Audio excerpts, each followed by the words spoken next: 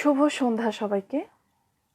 আশা করি আপনারা সবাই ভালো আছেন এবং এই দেশের একটি করোনাকালীন সময় এবং সংকটকালীন সময়ে আমাদের সাময়িক কিছু কষ্ট এবং সাময়িক কিছু দুঃখ আমাদেরকে আচ্ছন্ন করেছে ঠিকই, তবে আশা করি যে আমরা সেই জায়গা থেকে অনেকটাই ওভারকাম করছি এবং বের হয়ে আসছি। আমাদের জীবন থেমে নেই, আমরা আমাদের মতো করে আমাদের সেই পুরনো কাজে ফিরে যাচ্ছি এবং সাজিয়ে গুছিয়ে উঠতে পারবো আশা করি।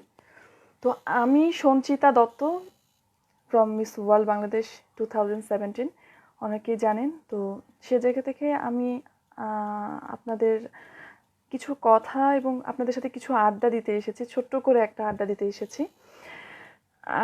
এখন আমাদের প্ল্যাটফর্মটা এখনও সেই ভাবে কিন্তু কাজে আমরা ফিরে যেতে পারিনি ঠিকই, এই আটকে আছে আমাদের লাইভের মাধ্যমে এবং আপনাদের সাথে এই ঘরে বসে কিছু করোনার মাধ্যমে আমাদেরকে আপনাদের সাথে যোগাযোগ করতে হচ্ছে।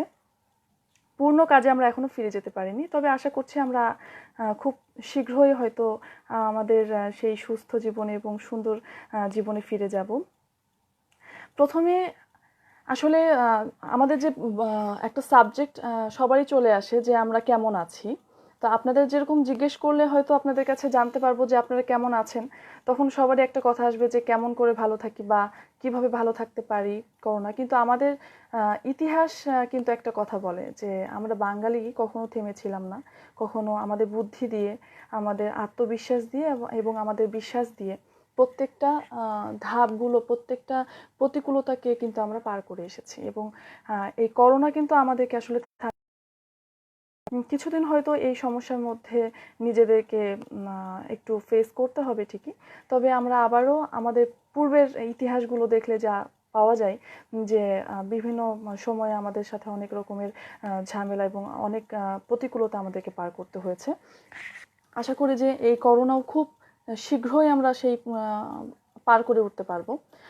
এখন আমরা আসি যে আমরা যারা মিডিয়াতে কাজ করছি এবং প্রত্যেকটা প্ল্যাটফর্ম আসলে থেমে আছে বা থেমে গিয়েছে।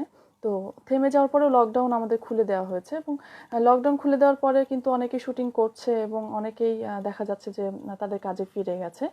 তো মিডিয়ার কর্মী অ্যাকচুয়ালি আমাদের কাজের ব্যাপারটা থাকে কি যে আমরা যখন একটা শুটিংয়ে যাই তখন আমাদের কোনো নির্দিষ্ট মানে মানুষের যে সংখ্যা সে সীমা থাকে না। তো ইউনিটে কিন্তু প্রচুর মানুষ থাকতে হয়, একটা ইউনিটে অনেককেই থাকতে হয়। দেখা যায় যে ক্যামেরার জন্য, মেকআপের জন্য, প্রোডাকশনে থাকে, এরকম অনেক। তো আসলে সেই সংখ্যাটা কমিয়ে কিন্তু স্বাস্থ্য সচেতনতা বিধি যেগুলো রয়েছে সেগুলো মেনে কিন্তু আসলে শুটিং কিছু কিছু হচ্ছে। অনেক বেশি না হলেও কিছু সংখ্যক হচ্ছে, না হলেও তো আসলে হয় না। তো সে জায়গা থেকে আসলে এভাবে আসলে থেমে থাকা সম্ভব না। আমরা অনেক দিন যাবৎ থেমেছিলাম। আমাদের যে হঠাৎ করে থেমে যাওয়াটা, এটা আসলে সবারই একটা ঝামেলা বা আমাদের নিজেদের ক্যারিয়ারের জন্য অনেকটা প্রবলেম ঠিকই করেছে। কিন্তু আবারও আস্তে আস্তে আস্তে আস্তে আমরা কাজগুলো করতে পারছি বা করছি। কিন্তু সেই কাজের মধ্যে কিছু বিধিনিষেধ আমাদেরকে মানতে হচ্ছে এবং বাধা কিছু থাকছে, সেগুলোকে আমাদের মেনটেন করে চলতে হবে। হয়তো কিছুদিন এটা করতেই হবে আমাদেরকে, আমাদের সুস্থ পরিবেশের জন্য। তো সেখানে শুটিংয়ে হয়তো দেখা যায় যে প্রোডাকশনে বেশ কিছু মানুষ কমিয়ে আনা হয়েছে। যেখানে 40 জন কাজ করতো সেখানে এখন 20 জন বা 15 জন বা 10 জন কাজ করছে।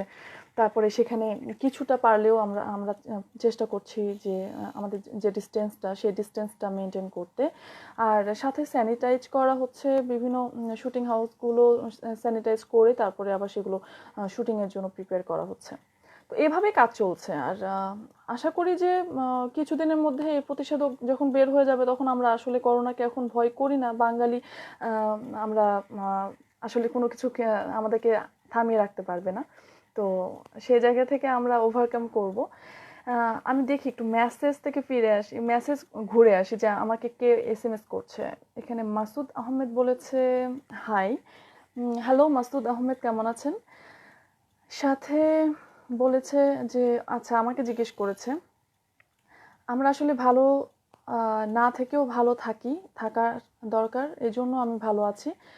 আর অভি চৌধুরী বলেছে আসসালামু আলাইকুম। ওয়ালাইকুম আসসালাম, কেমন আছেন? আমার সাথে অনেকেই আছে, আমেলিটা আছে, সাথে ফেরদৌস মামুন আছে, সানবীর আহমেদ হ্যালো বলেছে হাই। সানবীর আহমেদ আবার একটা প্রশ্ন করেছে যে কেমন আছেন। তো আমি বারবার আসলে বলতে চাই যে আমরা ভালো না থাকলেও আমরা থাকার চেষ্টা করব, কারণ এই মুহূর্তে ভালো থাকাটা অনেক বেশি জরুরি। আমাদের মেন্টালি একটা স্যাটিসফ্যাকশন যে আমরা আসলে আমাদের বাংলাদেশে অনেকে আক্রান্ত ঠিকই, কিন্তু আমরা ওভারকাম করছি অনেক বেশি, আমাদের এই রেজাল্টটা অনেক ভালো। তো এই জায়গা থেকে আসলে যারা আসলে আক্রান্ত হয়েছে, আমি আশা করি যে তারা যেন তাড়াতাড়ি সুস্থ হয়ে যায়। কারণ এটা প্রপার ট্রিটমেন্ট নিলে, ঘরোয়া ট্রিটমেন্ট হতে পারে বা যেভাবে ট্রিটমেন্ট দিচ্ছে ডক্টররা, তো এটা প্রপার ট্রিটমেন্ট নিলে কিন্তু অনেকে সুস্থ হয়ে যাচ্ছে। এটা ভেঙে পড়ার মতো কোনো বিষয় না, ভেঙে পড়লেই বরঞ্চ আমাদের প্রবলেমটা বাড়তে পারে। ইমন বলেছে thank you so much Sanchita Dutta, runway maniac model agency পক্ষ থেকে অনেক অনেক শুভেচ্ছা। হ্যাঁ, আমি আজকে যে পেজ থেকে আমি লাইভ করছি, সেই ক্রেডিটটা আসলে তাদেরকে দিতে হয় যে রানওয়ে ম্যানিয়াক থেকে আমাকে ইনভাইটেশন দেওয়া হয়েছিল যে আসলে আপনাদের সাথে কথা বলার জন্য। এখানে বেশ কিছু মানুষ বা বেশ কিছু ফলোয়ার্স রয়েছে যারা হচ্ছে আমাদেরকে দেখছে বা আমাদেরকে শুনছে এই মুহূর্তে। তো তাদেরকে আসলে ধন্যবাদ জানাই যে তারা ঘরে বসে আছে, হয়তো বা ঘরে বসে তাদের সময় কাটানোর জন্য আমাদেরকে ইনভাইট করেছে আপনাদের সাথে কথা বলার জন্য। তো উভয়ে আসলে সবাইকে আমরা দুজনকে আমরা ধন্যবাদ দিতে চাই, এই পেজকেও ধন্যবাদ দিতে চাই এবং আপনাদেরকেও যারা আমাদেরকে দেখছেন, আমাকে দেখছেন। মাসুদ আহমেদ বলেছে সবাইকে সবকিছু কাটিয়ে ভালো থাকতে হবে। হ্যাঁ, এটা একটা ভালো কথা বলেছেন, সবকিছু কাটিয়ে ভালো থাকতে হবে এবং ভালো থাকাটা আসলে মানুষের থামিয়ে রাখা কখনো সম্ভব না। যে কোনো কিছুই আমাদের জীবনে হয়ে যাচ্ছে, কিন্তু আমরা সেটাকে কিন্তু বেশি দিন ধরে রাখতে পারি না, খারাপ জিনিসগুলোকে। তো খারাপ জিনিসগুলো পার হয়ে যাওয়ার পর আবারও আস্তে আস্তে আমরা স্বাভাবিক অবস্থায় ফিরে যাই। তো সেই ব্যাপারটা কিন্তু আমাদের সবারই জীবনের একটা পার্ট, যে আমরা কষ্টের দিনগুলোকে ভুলে আমরা নতুন দিন ফিরে আসি। মাসুদ বলেছে এটাই নিয়ম। ইমন কেমন আছেন আপনি? আমি ভালো আছি, আর আশা করি আপনিও ভালো আছেন।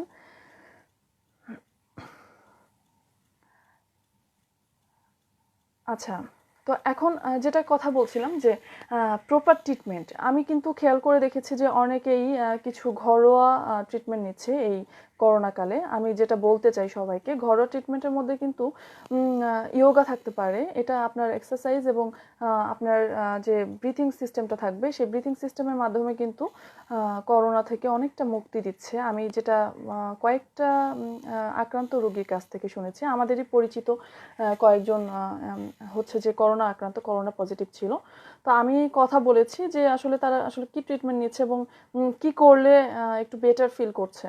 তো শুনেছি যে সকাল করে এই প্রাণায়ামটা, যেটা হচ্ছে যোগার প্রাণায়াম আছে, এটা ব্রিথিং একটা সিস্টেম, প্রাণায়ামের একটা মুদ্রা, তো এটা করলে খুব ভালো হচ্ছে। আর সাথে কিছু খাবার, যে খাবারগুলো ফলো করতে পারি, আমাদের স্বাস্থ্যকর খাবার যেগুলো হচ্ছে আদা, যেসব মশলাগুলো, আদা, কালো জিরা, তারপরে লবঙ্গ, গোলমরিচ, তেজপাতা, তারপর দারুচিনি, তো এই সমস্ত মশলাগুলো দিয়ে বেশ ভালো করে ফুটিয়ে চা খাচ্ছে, সেটাও নাকি অনেক উপকারের। তো আমার মনে হয় ভালো, কারণ এগুলো কোনো সাইড ইফেক্ট নেই, আর বরঞ্চ খারাপ হবে না, ভালোই হবে।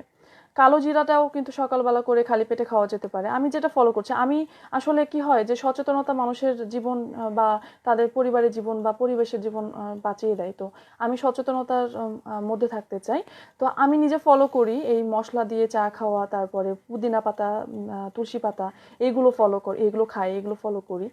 তো আশা করি যে যদিও আমাদেরকে অ্যাটাক করে, তাহলে সেই জিনিসগুলো কিন্তু বেশিক্ষণ আমাদের কাবু করতে পারবে না বা আমাদেরকে ঘায়েল করতে পারবে না, এটা আমার মনে হয়। কারণ রোগ প্রতিরোধ ক্ষমতাটা অনেক বেশি যাদের, তাদের কিন্তু এই প্রবলেমটা কিন্তু বেশি দিন থাকছে না, বা অনেকে হয়তো হয়েও যাচ্ছে বুঝতেও পারছে না, যেটা আমার মনে হয় এবং শুনেওছি এরকমটা, যে করোনা পজিটিভ বাট কোনো সিমটম নেই বা তাদের কোনো প্রবলেম হচ্ছে না, কারণ তাদের ভিতরে ওই ইমিউনিটি পাওয়ারটা বেশি আছে। তো ইমিউনিটি পাওয়ার বেশি করার জন্য যে খাবারগুলো, আমাদের পুষ্টিকর খাবারগুলো খাওয়া দরকার, প্রোটিন খাওয়া দরকার। বারে বারে আমাদের টিভিতে যখন আমরা করোনা সচেতনতা সম্পর্কে কোনো নিউজ দেখছি, তখন কিন্তু তারা বারে বারে আমাদের পুষ্টিকর খাবারগুলো খেতে বলছে। তো আমরা এগুলো আসলে ফলো করি, এগুলো অনেক গম্ভীর কথা, যেগুলো আসলে এই মুহূর্তে অনেকেই জানে এবং আমিও জানি, সবাই জানি। তো আর বলতে চাই না, আপনাদেরকে একদম গম্ভীর করতে চাই না, এখন একটু মজার গল্পে এবং মজার আড্ডায় আসবো। আপনারা SMS-এ আমার কাছে কোনো কোয়েশ্চেন করতে পারেন, সেগুলো অ্যান্সার করব। কারণ বিনোদন হচ্ছে যে এই মুহূর্তে অনেক উপকারী আমাদের জন্য, বিনোদনমূলক কিছু কথা, বিনোদনমূলক কিছু কাজ এবং এই বিনোদনের সাথে থাকাটা হচ্ছে খুব জরুরি। তো সেই জায়গা থেকে এখন আর করোনা নিয়ে আলোচনা না, এখন আমি আপনাদের সাথে কথা বলবো। আপনাদের কোনো কোয়েশ্চেন থাকলে আমার কাছে জিজ্ঞেস করবেন, আর সাথে দু একটা গানও হয়ে যেতে পারে, গুনগুন করে আমি আপনাদের জন্য করেও শোনাতে পারি। তার আগে আমি একটু মেসেজ পড়ে আসতে চাই। অনেকেই SMS করেছে। মীর রাব্বি খান বলেছে, আমি কেমন আছি? আমি আপনাদের জন্য ভালো আছি এবং আপনাদের জন্য ভালো থাকবো। এতক্ষণ আমার এখানে ইলেকট্রিসিটি ছিল না, আমি আচ্ছা এখন চলে এসেছে, আশা করি এখন আর সেই ঝামেলাটা নাই। এখন দেখি কে কে আমাকে SMS করেছে, SMS-গুলো একটু পড়ে আসি। আসসালামু আলাইকুম, মোহাম্মদ আশরাফ, আপনাকে জানাই ওয়ালাইকুম আসসালাম। আপনি আমাকে সালাম দিয়েছেন এবং সবাই লিখবেন যে কেমন আছেন আপনারা। আপনাদের কোয়ারেন্টাইন, দেখেন একটা ব্যাপার হচ্ছে যে সরকার আমাদেরকে কিন্তু লকডাউন খুলে দিয়েছে ঠিকই, তবে সেই জায়গা থেকে কিন্তু আমাদের কাজটা একদম ঠিক না। এক্সকিউজ আমাদের লকডাউন নাই, সো আমরা বাইরে যাচ্ছি, এটা ঠিক না, আমাদের সচেতনতা উচিত। তো আপনারা ঘরে থাকবেন এবং ঘরে থেকে কিন্তু একটা জিনিস খেয়াল করে দেখবেন যে আমরা অনেক বেশি ক্রিয়েটিভ হয়ে গেছি। অনেকে দেখছি যে লিখছে, গল্প লিখছে, ছবি আঁকছে বা কিছু না কিছু একটা বানাচ্ছে। তো এই সুযোগগুলো আমরা আর কখনো পাবো না। তো যতদিন পর্যন্ত আমাদের এই ঝুঁকিপূর্ণ সময়গুলো না কাটছে, ততদিন পর্যন্ত আমরা একটু বেশি ঘরে থাকার সময় আপনারা কিভাবে কাটাচ্ছেন আমি একটু জানতে চাই। আর সে সাথে দেখি সেলিম মিয়া বলেছে, সেলিম মিয়া কি বলেছেন আপনি, আমি এখনো বুঝতে পারছি না, আপনার SMS-টা একটু ক্লিয়ার করবেন। আর আজহার হিমেল আছে আমাদের সাথে, কি সাজিম মিয়া আছে সাথে, আরও অনেকে আছে, MD কামরুল ইসলাম, ওয়ালাইকুম আসসালাম আপনাকে জানাই। আর ইমন জিজ্ঞেস করেছে মডেলিংয়ে কেন এসেছি, আর যদি যদি মডেলিং না আসতেন তাহলে কি করতেন। আচ্ছা, আমি ফার্স্টে হচ্ছে যে একটা কথা বলি, সেটা হচ্ছে আমি ছিলাম একজন অ্যাপ্রেন্টিস লয়ার বগুড়া কোর্টে, এবং সাথে আমি বগুড়া থিয়েটারে নাট্যকর্মী। তো এইভাবে আমার সংস্কৃতি চর্চা ছোটোবেলা থেকেই আমার ফ্যামিলিতে সংস্কৃতি চর্চার মধ্যে দিয়ে আমি বড় হয়েছি। গান, তারপরে হচ্ছে নাচ, যেটাই হোক না কেন, ছবি আঁকা। তো এগুলো করতে করতে আসলে বড় হওয়া, এবং সেখান থেকে আমি ল কমপ্লিট করে বগুড়া কোর্ট থেকে প্র্যাকটিস করছিলাম অ্যাপ্রেন্টিস হিসেবে। তো এই সময় মিস ওয়ার্ল্ড বাংলাদেশের জন্য আমি রেজিস্ট্রেশন করি, আর আমার মনে হয়েছিল যে আমি ওই প্ল্যাটফর্মে আসলে ফাইট করার মতো অভিজ্ঞতা রাখি, বা আমার সেই এক্সপিরিয়েন্সটা আছে। এক্সপিরিয়েন্স বলতে আমার সেই ট্যালেন্টটা আছে, আমি যেটাকে কাজে লাগাতে পারবো। তো ওই জায়গা থেকে আসলে ট্রাই করেছি, এবং সেখানে একটা একটা করে ধাপ পার হয়ে আমি second runner up Miss World Bangladesh 2017-এর সেই শোতে। তো ওইখান থেকে আসলে বের হয়ে আমি যেহেতু বগুড়া থিয়েটারে ছিলাম, তো বগুড়া থিয়েটারে মঞ্চনাটক করা হতো, মঞ্চনাটকের সাথে যুক্ত ছিলাম। তো সেটা আমি মিডিয়াতে কাজে লাগিয়েছি, সাথে আরও কিছু যেরকম গান, এখন একটা গান আমি করেছি রিসেন্টলি, একটা মৌলিক গানে আমি ভয়েস দিয়েছি। তো আশা করি আগামীতে হয়তো গান নিয়েও চিন্তা করতে পারি। মডেলিংয়ে যদি আমি না আসতাম তাহলে অবশ্যই আমার ল প্র্যাকটিসটা আমি আসলে আগামীতে এবং ওইটাই থাকতো, এবং পাশাপাশি যে কেন মিস ওয়ার্ল্ড বাংলাদেশে আসলাম বা কিভাবে, আমি আমার ফেসবুকে এটা একটু শেয়ার করি, একটু ওয়েট।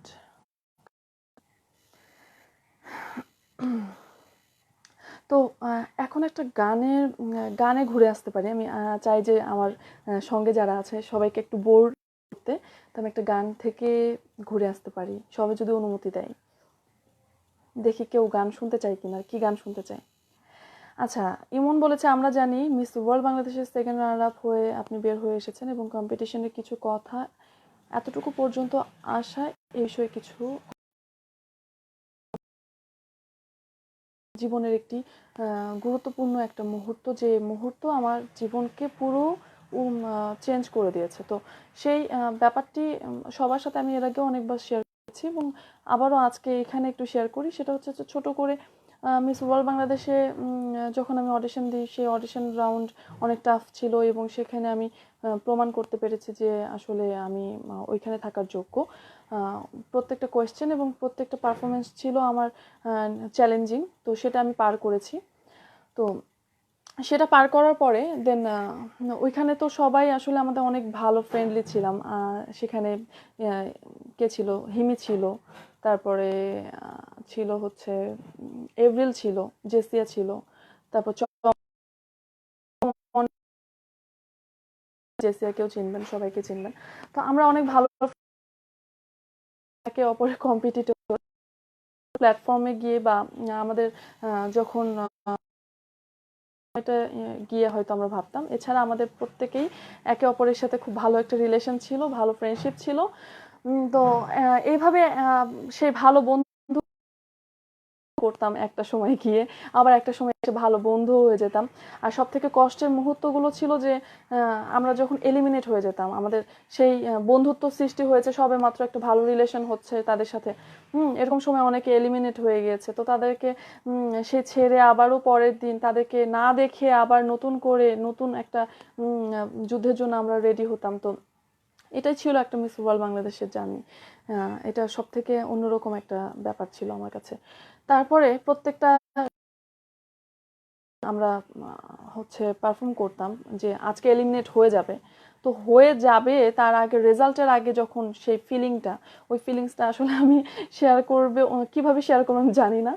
তবে একটা জিনিস আমি বিশ্বাস করতাম যে আমি থেকে যাব, বা আমার মনে হতো যে আমি আসলে এলিমিনেট হয়ে যাব না। এটা আত্মবিশ্বাস ছিল, কারণ আমি পারফর্ম করতাম থেকে যাওয়ার মতোই। আর সে জায়গা থেকে যখন আমি, তারপর তো একটা ভয় কাজ করে, এরকম ভয় কাজ করতো যে কি হবে, আমরা সবাই মিলে একসাথে গোল হয়ে বসে থাকতাম, সবার ভিতরে একটা ভয় কাজ করছে, না আজকে তুই থাকবি, আমি হয়তো চলে যাব, বা ও বলছে যে আজকে হয়তো আমার আজকে শেষ জার্নি। আমি ভাবতাম যে আসলে যখন আমাদের এই রাউন্ডগুলো রেজাল্ট দেওয়া হতো, তো সে রেজাল্টের টাইমটা থাকতো কি রাত্রেবেলা, ঠিক আছে। তো সব থেকে বড় ব্যাপার হচ্ছে রাত্রেবেলা তো এলিমিনেট হয়ে গেলে আমরা রাত্রেবেলা বাড়ি ফিরে যেতাম না, সকালে হতো আমাদের ওই হোটেলে থাকতে হতো, আমাদের যে হোটেলে ছিলাম আমরা। তো সব তবে আমরা যখন টপ 10 সিলেক্ট করা হলো, টপ 10 সিলেকশনের সময় গিয়ে আমরা কক্সেস বাজারে যাব, মানে আমাদের সেই 16 টপ 16 থেকে টপ 10 সিলেক্ট করে দেন ওখান থেকে আমরা কক্সেস বাজারে যাব, বাকি 6জন বাড়ি ফিরে যাবে। এই সময় কিন্তু আমার খুব ভয় একটা কাজ করছিল যে এই রাত্রেবেলা যদি আমি এলিমিনেট হয়ে যাই, তাহলে আমি বাড়ি যাব কি করে এত রাত্রে। এটা একটা মজার ব্যাপার, অবশ্যই একটা কিছু না ব্যবস্থা হতো, কারণ আমার রিলেটিভ খুব কম ছিল ঢাকায়, আমার ঢাকায় সেরকম কোনো রিলেটিভ ছিল না সেই সময়। এখনো আছে অনেকে, তখনও ছিল, হয়তো যোগাযোগ ছিল না, সেরকম ব্যাপারটা ছিল। তো আসলে তখন আমি আমাদেরই যত পার্টিসিপেন্ট ছিল ওদেরকে বলছিলাম যে তোর বাসায় থাকবো, যারা আমার খুব ক্লোজ ছিল, মানে হ্যাঁ ঠিক আছে কোনো সমস্যা নেই। তো এরকম ভাবছিলাম যে আমি এলিমিনেট হয়ে যাব, যখন আমি শুনলাম যে না আমি টপ 10-এ আছি, আমি যাচ্ছি কক্সবাজার এবং আমি আগামী দিনে ফাইনাল পর্যন্ত যাচ্ছি। তো এটা খুবই খুশির এবং খুবই আনন্দের একটা মুহূর্ত ছিল আমার জন্য। তো অনেকেই সেই আনন্দের সাথে আমাদের সাথে যুক্ত হতে পারেনি, আর যারা যুক্ত হতে পেরেছিল আমরা 10 জন মিলে সেই রাত্রে কক্সবাজারে যাই এবং অনেক মজা করতে করতে যাই সেদিন, যে একটু ফ্রি টাইম পেলাম, কারণ প্রত্যেকটা মুহূর্ত আমাদের শ্বাস বন্ধ হয়ে আসতো, প্রত্যেকটা মুহূর্ত আমরা একটা মানে কি বলবো, ভয় এবং একটা প্রতিযোগিতার মধ্যে থাকতাম যে কি করব কি করব, হ্যাঁ কি পারফর্ম করতে হবে। আর আমাদের প্রচুর প্র্যাকটিস করতে হতো, প্রচুর প্র্যাকটিস করতে হতো সারাক্ষণ। আমরা একটা হাই হিলের উপরে থাকতাম, 4 ইঞ্চি, কারো 5 ইঞ্চি।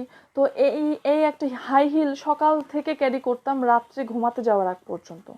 ম্যাক্সিমাম টাইম আমরা এই হিল দিয়ে প্র্যাকটিস করতাম, র্যাম্প প্র্যাকটিস করতাম, র্যাম্পের জন্য বেশি টাইম লাগতো। আর এছাড়া বিভিন্ন ক্লাসগুলো আমরা করতাম, যেরকম ইংলিশ স্পোকেন কোর্স করতাম সেখানে, তারপরে আমাদের এক্সারসাইজের ক্লাস হতো, হ্যাঁ জিমে যেতাম আমরা, এছাড়া আমাদের ড্রামা ক্লাস হতো, হ্যাঁ, ডান্স ক্লাস হতো। এতগুলো ক্লাস করতাম, তার মধ্যে সব থেকে বেশি হতো সেটা হচ্ছে র্যাম্পের ক্লাসটা। তো র্যাম্পটা হচ্ছে যে এই হাই হিল পরে আমরা সারাক্ষণ যতক্ষণ পর্যন্ত আমাদের পারফেকশন সেই জায়গাটা না পাচ্ছি ততক্ষণ পর্যন্ত আমরা প্র্যাকটিস করেই যাচ্ছি। তো এই করতে করতে দিন শেষে আমাদের পায়ের বিভিন্ন জায়গায় মানে কেটে গেছে, ছিলে গেছে, কেউ কারো পায়ের সাথে হোঁচট খেয়েছে, মানে এই হাই হিল পরে আমরা এরকম এক একটা সিনগুলো ফেস করেছি। তো এগুলো ছিল অনেক কষ্টের। তো যখন আমরা কক্সবাজারে যাই, কক্সবাজারে গিয়ে আরও কঠিন, আমরা ভাবলাম যে যাক কক্সবাজারে গিয়ে মনে হয় বিচে কোনো সিন পাবো বা শুটিং করতে পারবো বা কোনো পারফরমেন্স ওখানে হবে হয়তো। তো আমরা বিচে তো যেতেই পারিনি, আমরা এত পরিমাণে প্র্যাকটিসে ছিলাম যে ঘুমাতেও পারি নাই। রাত্রেবেলা করে শুটিং করা হতো আর সারাদিন ডান্স প্র্যাকটিস আর র্যাম্প প্র্যাকটিস, এই দুইটা ক্লাস করতে করতে আমরা একদম অস্থির হয়ে গেছিলাম। তো আসলে কষ্টের পরে ভালো কিছু মেলে, এবং যারা আসলে সেই লেগে থাকে তাদের লক্ষ্যে যাওয়ার জন্য, তারা ভালো কিছু করতে পারে বা পায়, তার ফলটা আসলে ভালো কিছু হয়। আমি যেতে পেরেছি, আমার উইনার টিমে আমি আছি, এটা হচ্ছে আমার সেই কষ্টের ফল আমি মনে করি। আর নতুন যারা আসবে আমি তাদের জন্য বলবো যে আসলে প্রত্যেকটা রিয়েলিটি শো বা প্রত্যেকটা বিউটি পেজেন্ট কিন্তু একটা রুলস ফলো করে। রুলসটা হচ্ছে যে কার কনফিডেন্ট কত বেশি, কার কনফিডেন্ট কত বেশি, এটা হচ্ছে ফার্স্ট রুল। একটা কনফিডেন্ট কিন্তু মানুষকে অনেক দূর পর্যন্ত নিয়ে যেতে পারে। হয়তো আমি অনেক কিছু জানি না, সেটাকে যদি আমি কনফিডেন্টের সঙ্গে সবাইকে সেটা শো করতে পারি যে না আমি অনেক কিছু জানি বা আমি জেনে যাব বা জেনে যাওয়া পর্যন্ত নিজেকে তৈরি করতে পারবো, এটা হচ্ছে একটা টেকনিক। এটা হচ্ছে একটা টেকনিক, যে টেকনিকটা আমি অনেক ক্ষেত্রেই কিন্তু ফলো করি, যে রুলসটা আমি ফলো করি। যে হয়তো আমি এমন একটা জায়গায় বা এমন একটা প্ল্যাটফর্মে গিয়ে আমি নিজেকে প্রেজেন্ট করছি যেখানে গিয়ে হয়তো 10টা জিনিস আমি জানি বা না। তো যে জিনিসগুলো আমি জানি না সেটা আমি আসলে আরেকজনকে জানতে দেওয়ার কোনো প্রয়োজন নেই। যতক্ষণ পর্যন্ত আমার সে ফেস না করতে হচ্ছে ততক্ষণ পর্যন্ত নিজে জেনে নেওয়ার সুযোগটা আমার থাকলে আমি সেটাকে কাজে লাগাবো। তো এরকম কিছু আমাদের সেই পাওয়ারগুলো থাকতে হবে, আমাদের আত্মবিশ্বাসটা থাকতে হবে যারা কোনো বিউটি পেজেন্টে যেতে চায়, যারা মডেলিংয়ের সাথে যুক্ত হতে চায়। তো আমি তাদের জন্য বলবো। আরেকটা বিষয় বলবো সেটা হচ্ছে যে অবশ্যই কিছু জেনে যেতে হবে, কারণ আমি মডেলিং করতে গিয়েছি, আমি র্যাম্প জানি না বা আমি হচ্ছে এক্সপ্রেশন ফটোশ্যুটের জন্য পারফেক্ট না, এক্সপ্রেশন বুঝি না। এই জিনিসগুলোর জন্য গ্রুমিং খুব দরকার। তো আমাদের ফোন কিন্তু আমাদের অনেক বড় একটা মানে বন্ধু। এই মুহূর্তে আমরা অনেক কিছু আমাদের ফোন থেকে পাই, তো সেই ইনস্ট্রাকশনগুলো কিন্তু আমরা ফোন থেকে নিতে পারি। তাদের জন্য আমি এই কথাগুলো আসলে বলতে চাই যে ফোন থেকে অনেক কিছু আমরা মিস ওয়ার্ল্ড বাংলাদেশ শুধু না, এরকম অনেক বিউটি পেজেন্ট আছে যেগুলো আমরা নতুন করে যদি দেখি তাহলে ওখান থেকে অনেক কিছু আমরা অর্জন করতে পারবো বা জানতে পারবো যে আসলে কি কি করা উচিত বা কি কি করা যেতে পারে, এই ব্যাপারগুলো। আর একটু মেসেজ পড়ে আসি, দেখি যে কেউ কামরুল ইসলাম আমাকে জিজ্ঞেস করেছে আমার ফ্যামিলি কেমন আছে। ফ্যামিলি সবাই ভালো আছে এবং সুস্থ আছে। আশা করি আপনারাও ভালো আছেন এবং আপনাদের নিজেদের ফ্যামিলির প্রতি একটু দায়িত্বশীল যত্নশীল হতে হবে আপনাদেরকে, এটাও খুব দরকার। আরও আছে দেখি গান আমি আপনাদের শোনাতে চেয়েছি। এখানে ইমরান বলেছে আপু আপনার দেখে আপনারে দেখিয়া লাগে না আপনি ওয়ার্ল্ড ওয়াইড মডেল, তাই? দেখেন আমাদের একটা সব থেকে বাজে একটা স্বভাব কি জানেন, যে আমরা অনেককে অনেক কিছু দেখে জাজ করতে যাই। হ্যাঁ, এটা হচ্ছে আমাদের অনেক বাজে একটা স্বভাব। আমরা অনেক কিছু দেখতে যা পাই তা কিন্তু সত্যি নাও হতে পারে, বা আমরা যা দেখি না তাও কিন্তু অনেক সময় আমাদের জীবনে হয়ে যায়। তো কাউকে আসলে যে বইয়ের একটা মলাটকে দেখে আসলে বই জাজ, তো আমাকে দেখে যাই মনে হোক না কেন, আমি আমার জায়গা থেকে বা আরেকজনকে যখন আপনি জাজ করবেন অবশ্যই তাকে দেখে জাজ করবেন না, তার ক্রিয়েটিভিটি কিছু আছে কিনা বা সে যে কাজটা করছে সেটার জন্য তার কোনো যোগ্যতা আছে কিনা, এটা আসলে ঝালিয়ে নেওয়া আমাদের জন্য খুব দরকার। তো ধন্যবাদ আপনাকে এটা বলার জন্য। ইমরান আহমেদ বলেছিলেন। আচ্ছা, তারপরে আরও আছে আমাদের সাথে ইসাত শরীফ, হ্যালো আপু, কি অবস্থা? ভালো আছেন? বাড়ির সবাই কেমন আছে? আপনার আপু আম্মু তো ভালো আছে দেখে ইনশাল্লাহ ভালো আছেন। হ্যাঁ, আমি ভালো আছি এবং আপনি কেমন আছেন জানতে চাই। আব্দুর রাশেদ বলেছে এমডি মঞ্জয় ভাই কেমন? আচ্ছা আচ্ছা। ইমন, আমি আমার আইডিতে শেয়ার করতাম, কিন্তু যখন আমি আইডিতে শেয়ার করতে যাচ্ছি তখন ভিডিওটা কিছুটা পজ হয়ে যাচ্ছে এবং সবাই তখন আসলে ওয়েট করতে হয়তো বিরক্ত বোধ করবে। এই জন্য আমি আসলে আমার আইডিতে যেতে পারছি না এই মুহূর্তে। এই জন্য অনেকেই আমার আইডি থেকে আমাকে দেখতে পাচ্ছে না। আচ্ছা, আমি একটা গান শোনাই, ততক্ষণ একটা গানের মধ্যে যেতে চাই। দেখি আপনাদের জন্য কি গান করা যায়।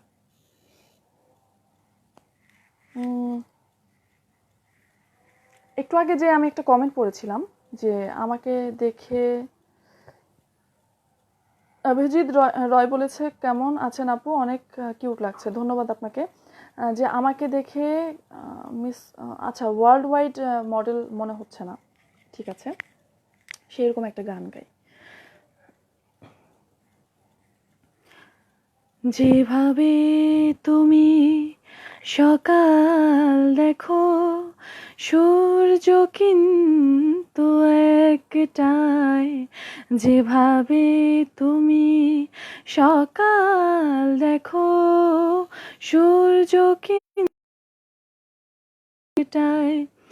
যত ভাগে ভাগ করো না প্রেম, যত ভাগে ভাগ করো না প্রেম, হৃদয় কিন্তু একটাই। যেভাবে তুমি সকাল দেখো, তো একটাই। অনেকেই বলে মরণ অনেক, জীবন সে নাকি একটাই। অনেকেই বলে মরণ অনেক, জীবন সে নাকি একটাই। প্রতিবার প্রেমে নতুন জনম, জীবন কি করে একটাই। প্রতিবার প্রেমে নতুন জনম, জীবন করে একটাই। যত ভাগে ভাগ করো না প্রেম, যত ভাগে ভাগ করো না প্রেম, হৃদয় কিন্তু একটাই। যেভাবে তুমি সকাল দেখো, সূর্য কিন্তু একটাই। এই গানটি আমার অনেক পছন্দের একটা গান, আর অনেক বাস্তবের সাথে কিন্তু কিছুটা মিল আছে, আপনারা খেয়াল করে দেখবেন। আসলে আমরা অনেকেই জানি যে আমাদের মৃত্যু বারে বারে হয়ে যায়। অনেক কিছু কষ্ট পেলেই মনে করি যে আমাদের মনের মৃত্যু হয়েছে, আমাদের আসলে জীবনের মৃত্যু হয়ে গেছে হয়তোবা। তো জীবন মৃত্যু আসলে একটাই, জীবন কিন্তু অনেক। জীবন আমরা একটা মনে করি, কিন্তু জীবন আসলে অনেক। কারণ প্রত্যেকটা স্টেপ যখন আমরা আমাদের উন্নতির জায়গায় যখন আমরা যাই, তখন আমরা কিন্তু বলে উঠি, ইস আমার নতুন করে জীবনটা শুরু হলো, বা আমি নতুন করে জীবনটা শুরু করেছি, বা আমার মনে হচ্ছে যে আমি একটা নতুন জন্ম পেলাম। তো জীবন কিন্তু আসলে অনেক। হ্যাঁ, তো সেই জায়গা থেকে আসলে এই গানটা আমার খুব পছন্দের একটা গান। আমার অভিনীত আপনার অভিনীত অনেকগুলো নাটক পাচ্ছেন, আপনার প্রিয় কাজ কোনটা? আচ্ছা, আমি বেশ কিছু নাটকে অভিনয় করেছি। সেগুলো হচ্ছে বেশিরভাগ না, অনেকগুলো আছে, কমেডি আছে, অনেকগুলো সিরিয়াল আছে, এবং এছাড়া এমনি সিরিয়াস রোমান্টিক গল্পও আছে। তো আমার পছন্দের কাজ তো প্রত্যেকটাই, কারণ আমি যা করেছি তা প্রত্যেকটাই পছন্দের কাজ। তার মধ্যে ভাইজান নামে একটা নাটক করেছি। এখানে কিছু শিক্ষামূলক ব্যাপার আছে, যেখানে একটা ভাইকে কেন্দ্র এই নাটকের গল্পটা। তো এই গল্পে মানুষের কাছে পৌঁছে দেওয়ার মতো কিছু মেসেজ আছে, এই জন্য আমার পছন্দের একটা গল্প। এই গল্পে আমি একজন মানে আপকামিং মডেল হওয়ার জন্য, নতুন মডেল হওয়ার জন্য আমি অনেক স্বপ্ন দেখি, একটা একদম নিম্নবিত্ত পরিবার থেকে। তো সেই জায়গা থেকে সেই গল্পটা, এবং সেই প্রতিকূলতা পার করে আমি আমার বড় ভাইকে বা আমার পরিবারকে ইগনোর করে আমি বাড়ি থেকে বের হয়ে গিয়ে এক প্রডিউসারকে বিয়ে করি। তো এই ব্যাপারগুলোর মধ্যে আমার মনে হয় যে জীবনের কিছু গল্প লুকিয়ে আছে এবং মানুষের কাছে ভালো কিছু পৌঁছে দেওয়ার মতো মেসেজ আছে। তো এই কাজটা আমার খুব পছন্দের। এছাড়া কমেডি কাজগুলো আমার খুব পছন্দ, কারণ যে কাজগুলো করার মাধ্যমে আমাকে দেখে মানুষ হাসতে পারে, কিছু কষ্টের মুহূর্তগুলোকে রিমুভ করতে পারে, সেই কাজগুলো আমার খুব পছন্দ। আর আমি সিরিয়াল করেছি তিনটাই, এখন টিভিতে একটা করছি, আর এছাড়া এর আগেও করেছি দুইটা। তো সেইগুলোও কিন্তু আমার কমেডি সিরিয়াল ছিল, দীপ্ত টেলিভিশনে ছিল, তারপরে হচ্ছে যে ওইটা দীপ্ততে ছিল, আর ওইটা ছিল হচ্ছে এখন আর টিভিতে করছি, আর নাগরিক টিভিতে, রাইট, নাগরিক টিভিতে ছিল। তো এগুলো খুব মজার কাজ, খুব আনন্দের সাথে আমরা কাজগুলো করতাম। তো এই জন্য আনন্দ দিতেও পেরেছি হয়তো মানুষকে, দর্শকদেরকে। এছাড়া কমেডি কয়েকটা নাটক আছে, এগুলো দেখেও কিন্তু খুব সবাই মজা পেয়েছে, যেমন বাঁকা ভাইরা, এটা অনেকেই দেখেছে, বাঁকা ভাইরাতে আমি ছিলাম। এছাড়া দাদার বিয়ে, এখানে রাশেদ মামুন অপু ভাই আমার কো আর্টিস্ট ছিলেন, এবং এছাড়া আকুম হাসান ভাই আছেন, হুমায়রা হিমু আপু আছেন। তো এই সব সিনিয়র আর্টিস্টদের সাথে আমি কাজ করেছি এবং খুব পছন্দের আর্টিস্ট তারা আমার, তাদের সাথে কাজ করেছি। এছাড়া বাঁকা ভাইরাতে ছিল অ্যানি খান, অ্যানি আপু, আকুম হাসান ভাই, নয়ন মিল্টন ভাই। তো আমরা সবাই খুব মজা করে কাজগুলো করেছি। আমাদের প্রত্যেকটা, আমি যে ইউনিটে কাজ করেছি প্রত্যেকটা ইউনিট আমার জন্য খুব আনন্দের। রিসেন্টলি আমার একটা নাটক গিয়েছে, ওইটা হচ্ছে নতুন ড্রাইভার, এটা। এছাড়া অসম্য নামে একটা রোমান্টিক গল্প করেছি, আমি অসম্যতে কাজ করেছি, এনটিভিতে ছিল। তো এই সমস্ত কাজ করছি। এখন আমি যে রিসেন্টলি যে কাজগুলো আমি লাস্ট 3 months এগো কাজগুলো করেছি, সেগুলো হচ্ছে যে মুভির কাজ। মুভিতে বড় পর্দায় আসলে কাজ করার জন্য আসলে প্রস্তুত ছিলাম না আমি। তো গল্প যখন ভালো লেগেছে, কাজ আমি ঠিক আছে করব এই বলে আসলে কাজগুলো করা হয়েছে ঠিকই। তো ছোট পর্দা অলওয়েজ আমার জন্য, আমার খুব পছন্দ, আমি নাটকে কাজ করতে চাই। নাটকে আমার মনে হয় যে সেই আমার কি হয়, একটা অক্সিজেন নিতে পারি আমি, এরকম একটা মনে হয়। এছাড়া বড় পর্দাও খুব পছন্দের, বড় পর্দাও খুব ভালো। তো বড় পর্দায় কাজ করেছি, আমার কাজ হলো রিসেন্টলি একটা কাজ করেছি অনন্য মামুন ভাইয়ের পরিচালনায়। ওখানে পূজা চেরি আছে, তারপর রোশন আছে, আমি আছি, রিও আছে, অনেকেই আছে। ভালো একটা ডিটেকটিভ থ্রিলার গল্প, এটা হয়তো খুব তাড়াতাড়ি আপনাদের কাছে আসবে। সাইকো, এটার নাম হচ্ছে সাইকো। আর আরেকটা কাজ করেছি, সেটা হচ্ছে নন্দিনী, গল্পটার নাম হচ্ছে নন্দিনী। এখানে ফজলুর রহমান বাবু ভাই আছেন, আমাদের ইন্ডিয়ান বাংলা একজন আর্টিস্ট আছেন, উনি হচ্ছে ইন্দ্রনীল সেনগুপ্ত। ইন্দ্রনীল সেনগুপ্তকে আপনারা দেখেছেন অনেকেই, ওনার বেশ কিছু সিনেমা আছে। এছাড়া নাজিরা মৌ আছে, আমি আছি। তো এই গল্পটাও খুব একটা ভালো গল্প, একটা উপন্যাসকে কেন্দ্র করে, নরক নন্দিনী, সেই উপন্যাস থেকে এই গল্পটা পাওয়া হয়েছে, নন্দিনী গল্প, এটা আপনারা পাবেন।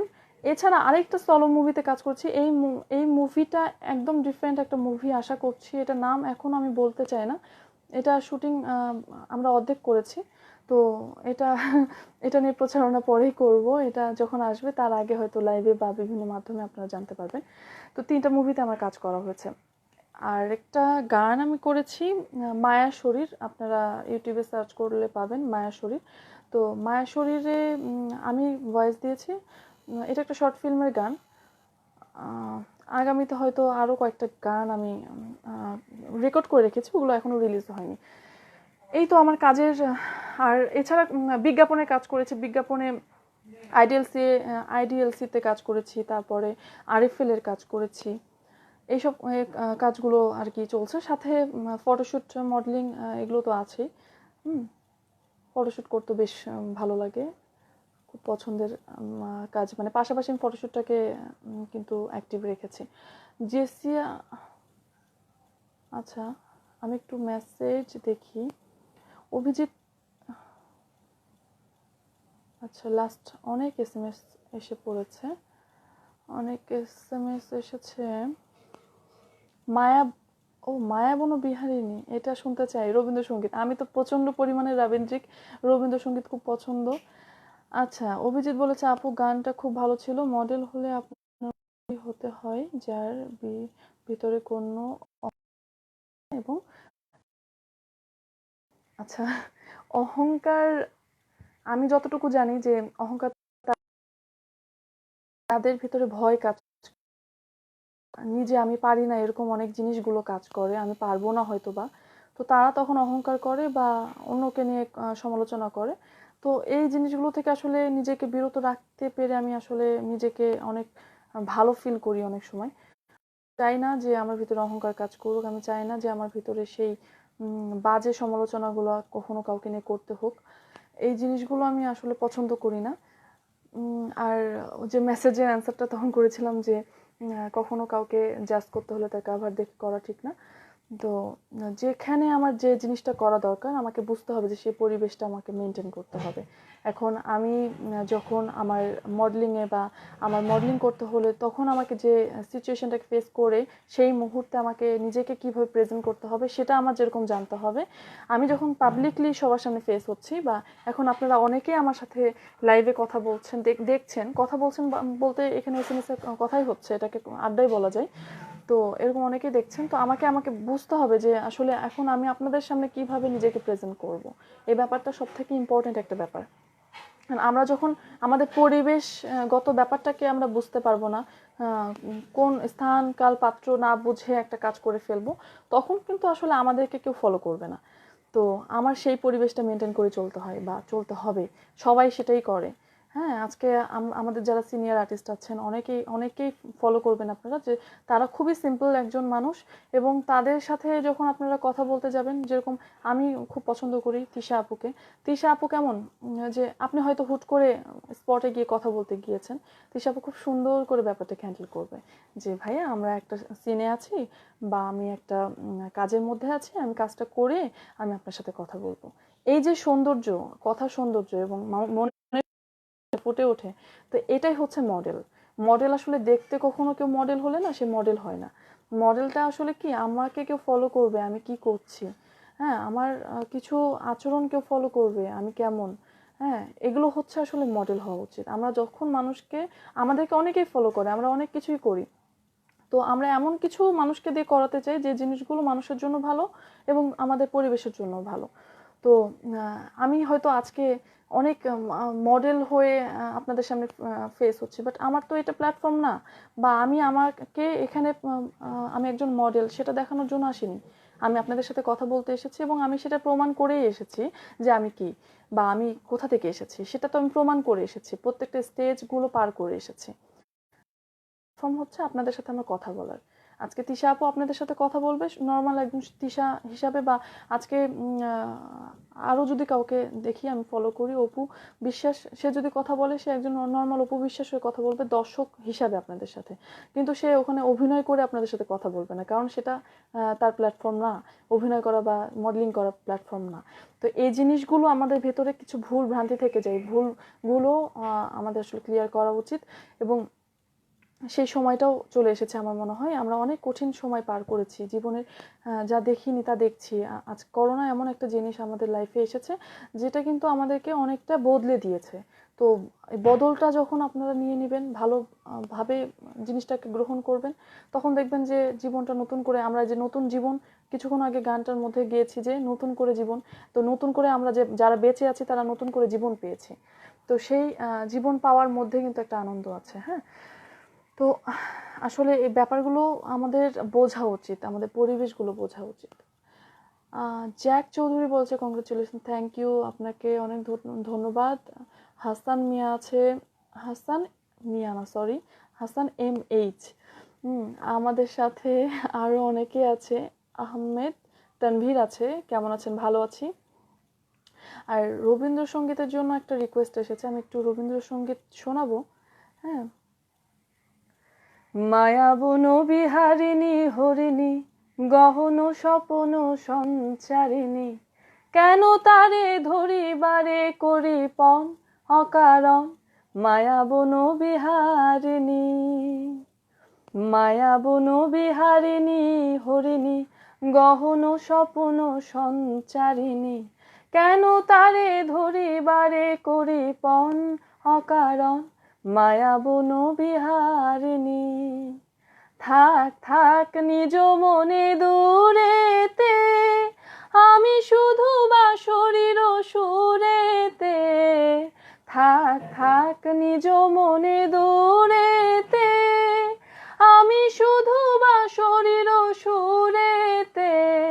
পরশ করিব ওর তান মন অকারণ মায়া বন বিহারিণী। মায়া বন বিহারিণী হরিণী গহন স্বপন সঞ্চারিণী।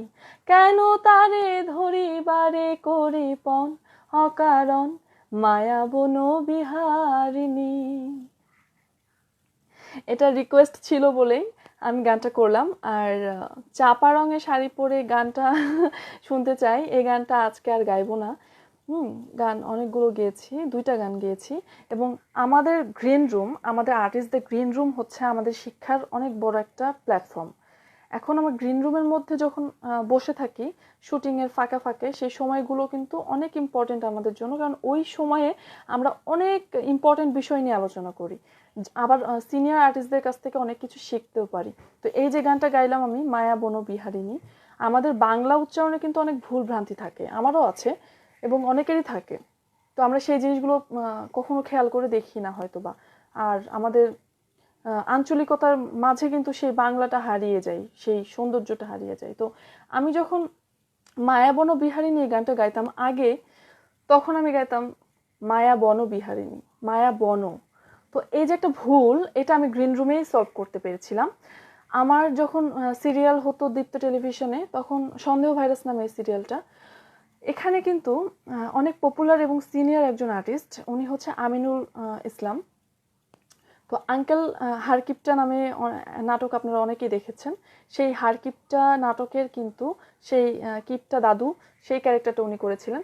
তো আমিনুল ইসলাম আঙ্কেল আমাকে তখন গানটা গেয়ে শোনানোর পরে তখন আমাকে বলছে যে তুই একটা উচ্চারণ খুব ভুল করছিস, এটা মায়া বনো না, মায়া বনো হবে। তো ওই যে তখন কারেকশন করে ফেললাম যে মায়া বনু, তারপর আর কখনো ভুল করিনি। তো যাই হোক, এরকম অনেক ছোট ছোট বাংলা কিন্তু আমরা বলতে গিয়ে ভুল করে ফেলি এবং আমাদের উচ্চারণে অনেক ভুল আছে। তো এই গ্রিন রুম কিন্তু অনেক ইম্পর্টেন্ট একটা প্ল্যাটফর্ম।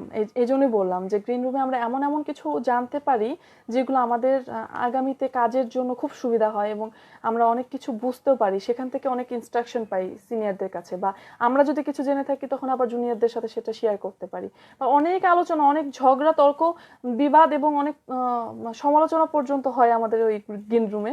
তো অনেকের সাথে অনেক, আমরা সব থেকে বড় কথা হচ্ছে যে কখনো কখনো আমি করি কি, একটা টপিক দিয়ে তুলে দিই, দেখা যায় সেই টপিকের পক্ষে কেউ থাকে, কেউ বিপক্ষে থাকে, এটা নিয়ে অনেক আলোচনা শুরু হয়ে যায়, ঝড় শুরু হয়ে যায়। এদিকে আমাদের শুটিং এর কথা মাথার মধ্যে থাকে, যখন ডিরেক্টর এসে স্ক্রিপ্ট দিয়ে বলে যে সিনটার জন্য রেডি হইতে, তখন হয়তো আমরা সেখান থেকে বের হয়েছি ঠিকই, সাময়িকভাবে আমাদের সিনটা ওই কাজটা করে আসি, করে আসার পরে আবার সেই টপিক নিয়ে আলোচনা হয়। তো এই যে টপিক নিয়ে যে কোনো বিষয় নিয়ে আমরা যখন আলোচনা করি, তখন আমরা আরো বেশি গভীরে যেতে পারি এবং অনেক কিছু জানতেও পারি। এটা আমাদের জন্য অনেক এক্সপেরিয়েন্সের একটা ব্যাপার সৃষ্টি হয় আর কি। তো আমার অনেক সিনিয়র আর্টিস্টদের সাথে কাজ করার সুযোগ হয়েছে, এটা আমার জন্য ভাগ্য। এবং ফজলুর রহমান বাবু ভাই আমার খুবই খুবই পছন্দের একজন মানুষ, যার সাথে আমি বসে থেকে অনেক গল্প এবং অনেক ভালো কিছু কথা তার কাছ থেকে জানি। তার সাথে গানেরও আড্ডা জমে আমার, তার গান কখনো সে শোনায় বা আমি আমার গান কখনো শোনাই, এই ব্যাপারগুলো হয় এবং অনেক কিছু নিয়ে আলোচনা হয়। কামরুল ইসলাম বলেছে আপু একটা সং হবে। হ্যাঁ, আমি তো গান করেছি। অন্তরার আমি দত্তবাড়ি থেকে। শাহজাহান মল্লিক, আচ্ছা, আসসালামু আলাইকুম, কেমন আছেন?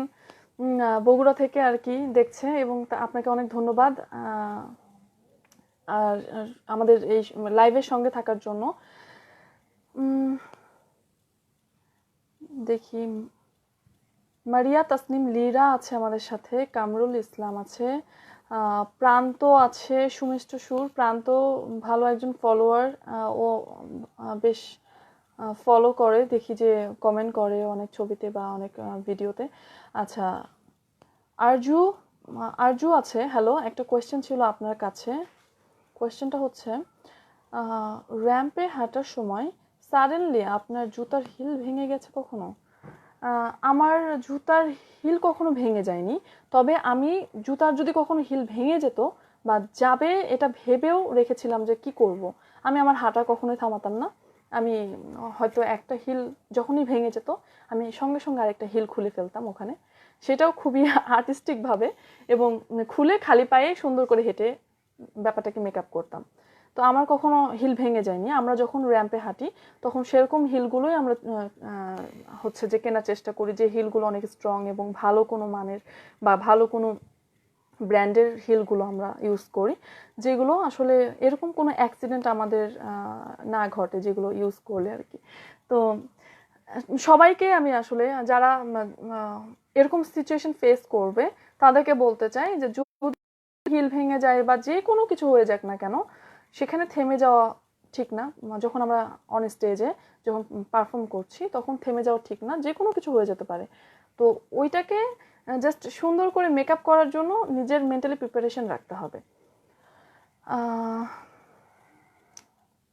এটা হচ্ছে মাইকেল মাইকেল আছে সাথে আরও অনেকেই।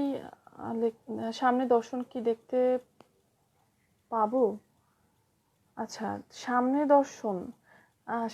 দর্শন হ্যাঁ অবশ্যই দেখতে পারবেন। এবং ব্যাপারটা হয় যে অনেকের সাথে অনেকে দেখা করতে চায় বা দেখা করা ব্যাপারটা থাকে, তো সবার সাথে আসলে দেখা করা হয়ে ওঠে না, এরকম সিচুয়েশন হয় না। ঢাকাতে যে যান্ত্রিক জীবন আমরা আসলে ঢাকাতে সবাই যান্ত্রিক এবং আমরা সবাই জীবনে বসবাস করি, তো অনেকের শিডিউলের সাথে বা অনেকের টাইমের সাথে মেলানো সম্ভব হয় না।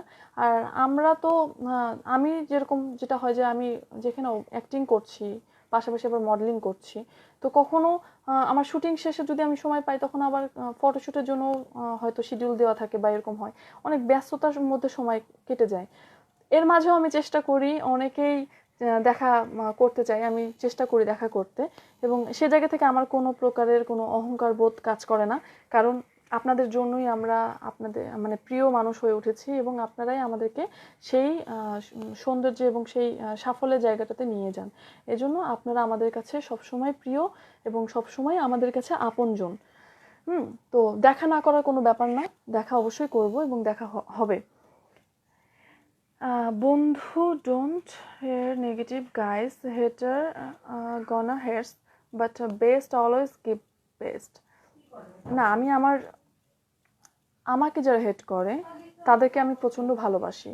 এটা একদম বানোয়াট বা এটা কোনো মুখরোচক কথা আমি বলছি না।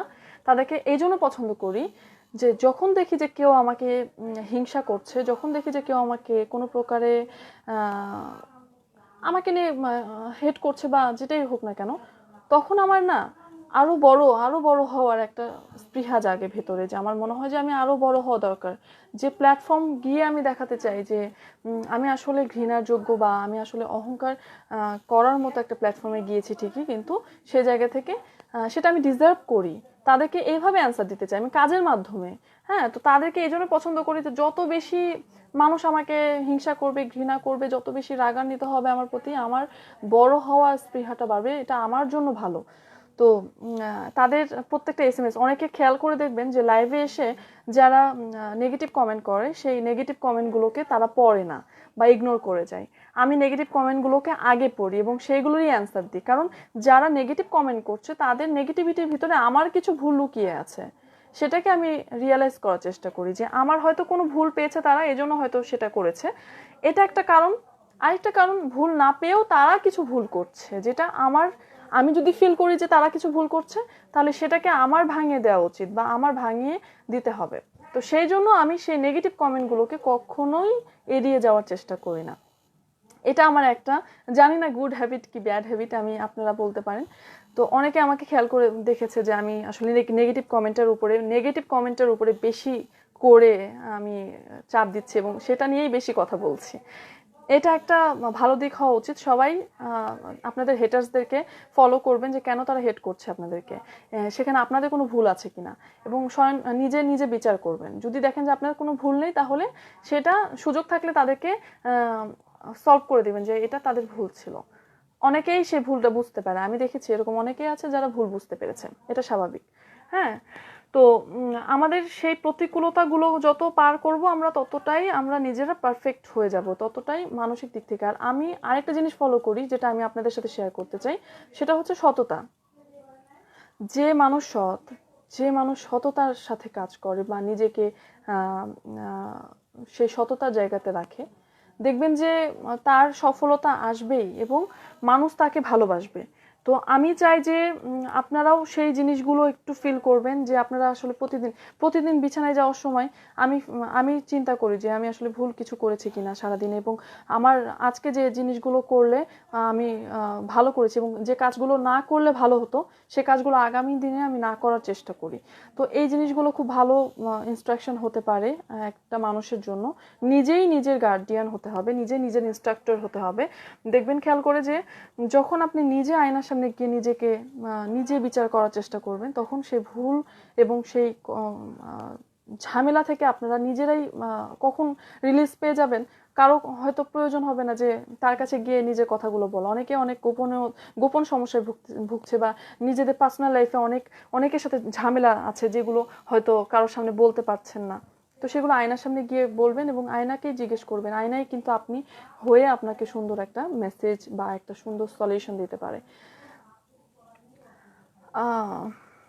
আমি অনেক কথা বলে ফেলেছি আজকে। আসলে একটা লং টাইম একটা লাইভের সাথে আপনাদের সাথে আমি আড্ডা দিলাম, লং টাইম, যেটা হয়তো থাকার কথা ছিল না, এত টাইম ধরে থাকার কথা ছিল না। এবং আমি জানি না যে আগামীতে আমি আবার লাইভে কবে আসবো বা কিভাবে আপনাদের সাথে কথা বলবো। তো সেই সুযোগ পেয়ে হয়তো আমি আপনাদের সাথে অনেক কথা বলে ফেলেছি। আমি লাস্ট হচ্ছে আপনাদের কিছু SMS পড়বো, সেখানে কোনো অ্যান্সার করার থাকলে আমি অ্যান্সার করবো এবং আস্তে আস্তে আপনাদেরকেও বিদায় দিয়ে মুক্তি দিয়ে আমিও বিদায় নিব। তো আমি দেখি যে কে আমাকে SMS করেছে। কামরুল ইসলাম বলেছে রাইট কথা। হ্যাঁ, আপনাকে ধন্যবাদ। কথাগুলো একটু বোঝার চেষ্টা করছেন সবাই। আর হচ্ছে বাংলাদেশ মিডিয়া নিয়ে আপনার বক্তব্য কি? বাংলাদেশ মিডিয়া নিয়ে বক্তব্যটা আমি বলছি, তার আগে একটু SMS পড়ে নিই। আইন পেশায় কি আশা হবে? একটা নতুন মাত্রা যোগ হলে দেশের মানুষ সুন্দরের মাঝে সুবিচারটাকে অবশ্যই আইন পেশায় আমি আসবো ফিরে। কারণ এটা আমার আরেকটা স্বপ্ন, সেই স্বপ্নের সে বাস্তবায়নটা আমি করব। আরও সাথে SMS করেছে দিনাজ উদ্দিন। উনি বলেছেন দেরিতে এসেছি। না, আপনি একদম দেরি করেছেন ঠিক না, কিছুটা দেরি করে হয়তো এসেছেন। তবে আবারও নতুন করে ভিডিওটা দেখে নিতে পারবেন। ইমন বলেছে জুয়েল আপু, আচ্ছা না, জুবাইল আহমেদ, আপনার কথাগুলো অনেক সুন্দর, ধন্যবাদ Zubail. If you love your haters then I really hate you. আচ্ছা, ও আচ্ছা, haters. If you love your haters then I really hate you. আচ্ছা আচ্ছা। হ্যাঁ, আমি আমার হেটার্সদেরকে অবশ্যই লাভ করি, কারণ যে তারা নিজের অজান্তে আমাকে হেট করছে। আমি আমি আমার জানা মতে আমি কখনো কোনো খারাপ কাজ করি না, চেষ্টাও করি না খারাপ কাজ করার। এবং যদি কখনো মিথ্যা বলে ফেলি তো সেটা আমি সঙ্গে সঙ্গে যাকে বলি মিথ্যা তাকে কিছুক্ষণ পরে বা কিছুদিন পরে আবার বলে দিই যে আমি এটা মিথ্যা বলেছিলাম। এটা আমার ছোটবেলাকার স্বভাব। তো আমি পারতপক্ষে কারো কোনো ক্ষতি করি না। তো সে জায়গা থেকে যে আমাকে হেট করছে সেটা হয়তো তার কোনো ভুল, আমি তাকে অবশ্যই লাভ করি আমার সে ভুল ধরিয়ে দেওয়ার জন্য। আর হ্যাঁ, এখন মিডিয়ার জন্য কি বলবো,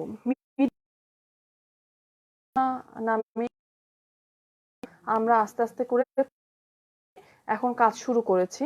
তো আমি যেটা বলতে চাই যে আমরা কাজ করছি, তাদের যারা কাজ আমাদেরকে দিচ্ছে ডিরেক্ট, যারা আমাদের প্রোডাকশনের সাথে যারা যুক্ত, সবাইকে আমি আসলে বলতে চাই যে কাজ করার একটা সুস্থ প্ল্যাটফর্ম কিন্তু সবাই চাই। আমরা যেরকম সুস্থতা চাই বা আমরা যেরকম সচেতনতা চাই, আপনারাও কিন্তু সচেতনতা চাচ্ছেন। তো সে জায়গা থেকে নিজেদের সঙ্গে যে সব জিনিসগুলো আমাদের শুটিংয়ে গেলে করা দরকার সেগুলোকে কিন্তু ক্যারি করতে হবে, যেরকম স্যানিটাইজার, হ্যাঁ, তারপরে হচ্ছে সেই সাথে কিন্তু ডেঙ্গুর একটা প্রকোপ আমাদের বাংলাদেশে আছে। গত বছর আমরা কিন্তু ডেঙ্গু নিয়েও খুব ভুগেছি এবং আমার নিজেরও ডেঙ্গু হয়েছিল। তো সেই জন্য কিন্তু সঙ্গে roll on, fabric roll on বা হচ্ছে যে অডোমস, হ্যাঁ, এই টাইপের যে জিনিসগুলো আমরা ইউজ করলে আমাদেরকে মশা কাছে না আসে, এই সব জিনিসগুলো আমাদের সঙ্গে ব্যাগে রাখতে হবে, স্যানিটাইজার রাখতে হবে, হাত মুখে না দেওয়া, চোখে না দেওয়া, কানে না দেওয়া, যেগুলো আমাদের আসলে সংক্রমণ বাড়াতে পারে সেই কাজগুলো না করা, এইগুলো করতে হবে। আর মিডিয়া একটু আসলে একটা ঝুঁকির মুখে আছে এই মুহূর্তে, যে সমস্ত কাজগুলো স্টপ হয়ে আছে সেগুলোকে শুরু করাটা এখন খুব কঠিন হয়ে গেছে, অনেকে ভয়ে কাজ করছে না, আবার নতুন করে লকডাউন দিবে বা কি করবে, এই বিষয়গুলো হচ্ছে। তো ওভারকাম করে যাব আমরা, তবে যা আমরা কাজ করব সবাই সাবধানতার সাথে, আমরা আর্টিস্টরাও খুব সাবধান থাকব যেন আমাদের একটা কাজ করতে গিয়ে আক্রান্ত হয়ে না যায়। আর যারা প্রোডাকশনে থাকবে সবাই খুব সাবধানে থাকবে, ডিস্টেন্স মেনটেন করবে, এটাই আসলে মিডিয়ার জন্য বলার এই মুহূর্তে। আর যারা নতুন কাজ করছে তাদের জন্য আসলে আমি একটু আগেই বলেছি যে তারা আসলে কিভাবে মডেলিং বা বিভিন্ন শো এর মাধ্যমে মিডিয়াতে আসতে পারে, একটা প্ল্যাটফর্মের মাধ্যমে আসাটা ভালো। হুট করে আমি মডেল হতে চাই, তারপরে কোনো এক জায়গায় গ্রুমিং করতে গিয়ে আমি একটা ঠগ বা ভুল মানুষের পাল্লায় পড়ে গিয়ে নিজের একটা ক্ষতি করে ফেললাম, এরকমটা যেন না হয়। হ্যাঁ, এরকম অনেকেই করছে এবং এরকম অনেক ফেক কিছু স্কুল খুলে রেখেছে, গ্রুমিং করাতে পারি বা করাতে চাই, এখানে মডেল বানানো হয়, এই সমস্ত অনেক ফেক ব্যাপার স্যাপারগুলো কিন্তু আমাদের প্রতিকূলতাগুলো কিন্তু আমাদের সমাজে আছে।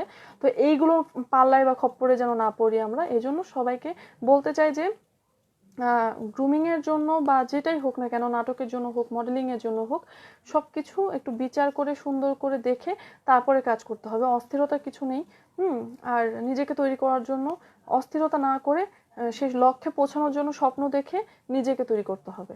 তো এইটা হচ্ছে আসলে মিডিয়ায় আমার আপকামিং যারা আসবে, আমার পরে যারা আসছে তাদের জন্য এটা এটা হচ্ছে যে খুবই ইম্পর্টেন্ট একটা ব্যাপার। যারা অনেকেই আছে যে অনেক ভুল করে ফেলছে মিডিয়াতে এসে, মানে মিডিয়াতে আসার স্বপ্ন দেখে অনেক ভুল রাস্তায় যে একটা বিপদের সম্মুখীন হয়েছে। আসলে মিডিয়া, তারা কিন্তু কোনো মিডিয়া পার্সন না। হ্যাঁ, তারা এদিকে আবার মিডিয়ার নামে কিন্তু অনেক রকমের নেগেটিভ কথা ছড়াচ্ছে। তো সেগুলো আপনারা ভুল খপ্পরে পড়বেন না। মিডিয়াতে যারা কাজ, সত্যিকারের যারা কাজ করছে বা কাজ দেয়, বা আমাদের সত্যিকারের যারা ভালো ডিরেক্টর বা প্রডিউসার আছে, যারা সবাই সবাই খুব ভালো, এবং খারাপ কাজ যেগুলো হচ্ছে সেগুলো আসলে মিডিয়ার কিছু কিছু কিট বা নোংরা মানুষ থাকে, তারা আসলে জীবনে কিছু করতে পারেনি বা বড় কিছু করতে পারেনি, খুবই ছোট আবর্জনা ধরনের কিছু থাকে না, ওই ধরনের কিছু। তো তারা আসলে আমাদের মিডিয়ার কোনো পার্ট না। আমি বলবো যে নিজে ভালো হলে সবকিছু ভালো এবং সবকিছু সুন্দর, সবকিছু সুন্দর হোক আর ভালো হোক। এখন আসলে আমাদের সুস্থ থাকাটা সব থেকে জরুরি। আমি অনেক কাজ করছি না শুধুমাত্র সুস্থতার জন্য, যে সুস্থ থাকাটা খুব জরুরি। কিছুদিন পরে আমাদের প্রতিষেধক চলে আসবে, তখন হয়তো আমরা আক্রান্ত হলেও সেই প্রতিষেধক ইউজ করলে বা আমাদের অ্যাপ্লাই করলে আমরা সুস্থ হয়ে যাব, তখন এটা কম থাকবে। সমস্ত দিনগুলোর জন্য আমরা অপেক্ষায় থাকি। আপনারা ঘরে থাকার চেষ্টা করবেন এবং কাজ ব্যতীত বাহিরে যাবেন না, অনেকেরই কাজ আছে, তারা তো যেতেই হবে, তারা ভালো প্রোটেকশন নেবেন, পিপি ইউজ করবেন যতটুকু পারবেন, স্যানিটাইজার সঙ্গে তো রাখতেই হবে, একটা স্প্রে বা যে কোনো হ্যান্ড স্যানিটাইজার হতে পারে, মাস্ক ইউজ করবেন। হ্যাঁ, সেই গুণগত মানের মাস্ক ইউজ করবেন যেগুলো সত্যিকারেরই আমাদের ভাইরাসকে বাধা দিতে পারে। হ্যাঁ, তো এই সমস্ত কিছুই আসলে আমাদের এই মুহূর্তে শেষ পর্যায়ে বলার। সবার কাছে আমি এখন এই বিদায়কালে বিদায় নিতে চাই। সবাই সুন্দর থাকবেন, ভালো থাকবেন এবং সুস্থ সুন্দর নিজে থেকে নিজে, পরিবার এবং পরিবেশকে সুন্দর রাখার চেষ্টা করবেন। এটাই আসলে আমাদের সে কামনা এবং কাম্য। একটা গান করতে করতে চলে যাই। দুইটা বাংলা গান করেছি, একটা হিন্দি গান করতে করতে আমি। শুভরাত্রি। तुमको पाया है तो जैसे खोया हूँ, कहना चाहूँ भी तो तुमसे क्या कहूँ। तुमको पाया है तो जैसे खोया हूँ, कहना चाहूँ भी तो तुमसे क्या कहूँ। किसी ज़बां में भी वो लफ्ज़ ही नहीं कि दिल में क्या हो तुमको मैं बता सकूँ। तुम हो ये मेहरबान, तो है ये दास्तां, अब तुम्हारा मेरा एक है कारवां। तुम जहाँ में वहाँ। मैं अगर कहूँ तुम साहसी, कायनात में यही है कहीं। तारीफ ये भी तो सच है कुछ भी नहीं, तुमको पाया है तो जैसे खोया हूँ। गुड नाइट সবাইকে, বাই, টেক কেয়ার।